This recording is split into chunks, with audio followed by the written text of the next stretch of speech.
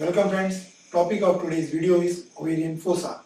In the ovarian fossa, we will be understanding the anatomical basis of referred pain to the hip joint, knee joint or the medial side of the thigh during any enlargement of the ovary like the tumor of the ovary.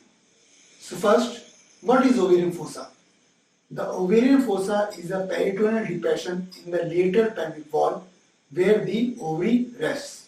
To understand this, let us draw a diagram. We will be drawing the horizontal disposition of the peritoneum in the lesser pelvis of female. So let us consider this is the urinary bladder, cut section of the urinary bladder. This is the uterus.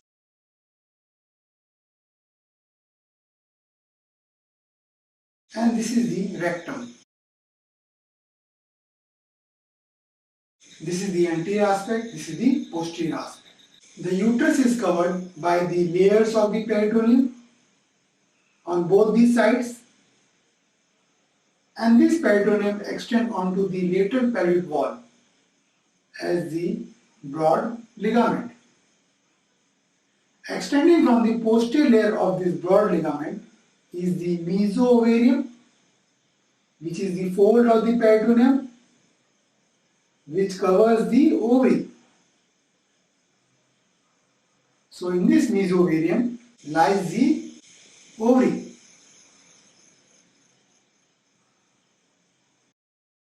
And the broad ligament reflects onto the lateral pelvic wall, surrounds the body wall, covers the urinary bladder, and this fossa between the urinary bladder and the uterus is the utrovesical pouch or fossa. Also, this posterior layer reflects onto the lateral pelvic wall backwards and then covers the rectum anteriorly and continues with the opposite side. So this fossa or pouch between the uterus and the rectum is the recto-uterine pouch of Douglas. Okay, now you can see here that the ovary rests on a peritoneal depression on the lateral pelvic wall on both these sides. This peritoneal depression is known as ovarian fossa.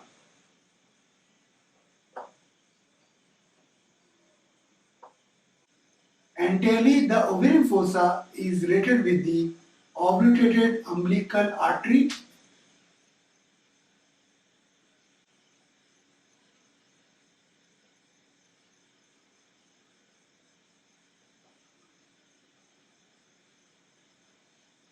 Okay. Posteriorly, the ovarian fossa is related with the ureter, internal iliac artery and internal iliac vein. So this was the ureter and these two were the internal iliac vessels.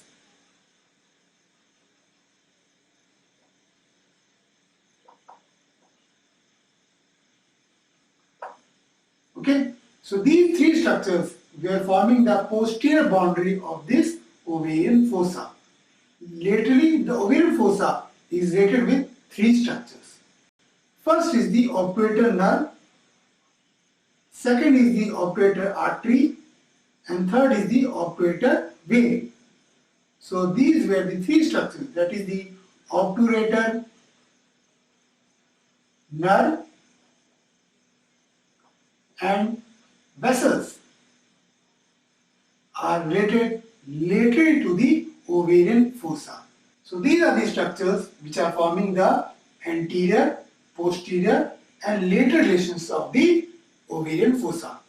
Now let us again understand these relations by making another diagram of the lateral pelvic wall. This is a schematic diagram of the medial surface of the hip bone, in which you can see this is the common iliac artery which is dividing into external iliac artery and the internal iliac artery. So this was the external iliac artery and this was the internal iliac artery. This was the common iliac vein, which was dividing into external iliac vein and the internal iliac vein. So this was the common iliac vein and this was the internal iliac vein and this was the external iliac vein. This is the urinary bladder.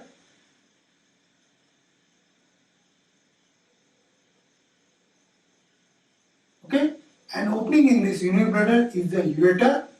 So this is the ureter, which at the level of the termination of the common iliac vessels becomes the pelvic part, goes vertically downwards, accompanying the internal iliac vessels, and at the level of the ischial spine curves forwards to continue as an oblique part and opens into the urinary bladder. So this was the ureter. Now we will draw some branches of the internal iliac artery. The internal iliac artery gives rise to a branch that is the umbilical artery, and the distal portion of this umbilical artery becomes obliterated to form the obliterated umbilical artery, which in adults give rise to the medial umbilical ligament present in the anterior abdominal wall. And the proximal portion of this umbilical artery persists in the adult as a superior vesical artery. Superior vesical artery. Okay? The internal iliac artery also gives rise to another artery, that is the obturator artery. So this was the obturator artery.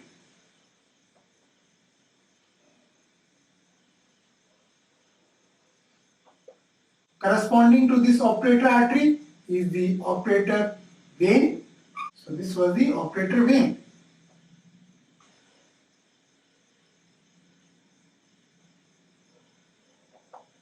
Okay. Now accompanying these obturator vessels is the obturator nerve. So this was the obturator nerve.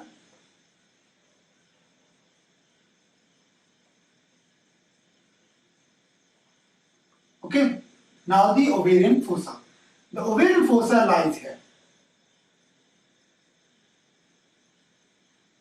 By looking into this diagram, we can see that the ovarian fossa is related entirely with the obliterated umbilical artery, posteriorly with the ureter, that is the vertical part of the ureter, and the internal iliac vessels.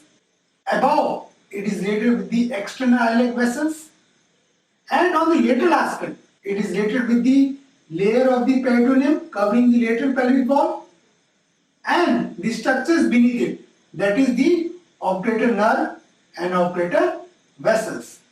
Okay, so these were the relations of the ovarian fossa.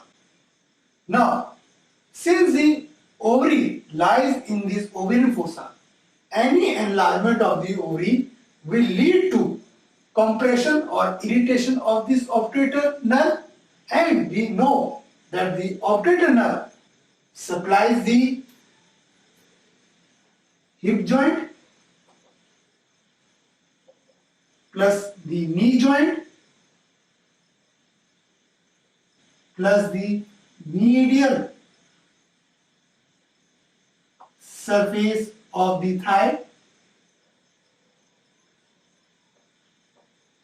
The hip joint is supplied by its anterior division and the knee joint is supplied by its posterior division.